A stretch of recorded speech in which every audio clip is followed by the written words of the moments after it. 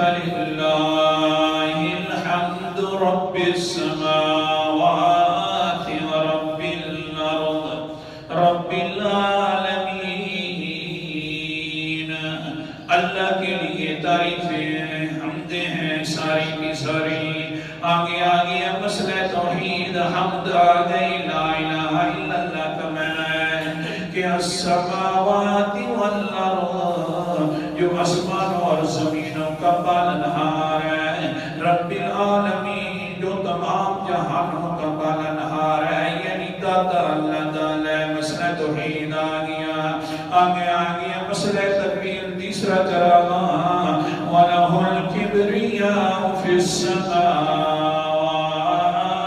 وَالْأَرْضِ. اسی کے لیے ساری بڑائیاں ہیں، اسی کے لیے ساری تکبیریں ہیں. تیسری چراغ بھی آ گیا. حمد جو ہے یہ بھی ایک چراغ ہے، توحید بھی ایک چراغ ہے، ہاں تکبیر بھی ایک چراغ ہے. بڑائیاں ساری اسی کی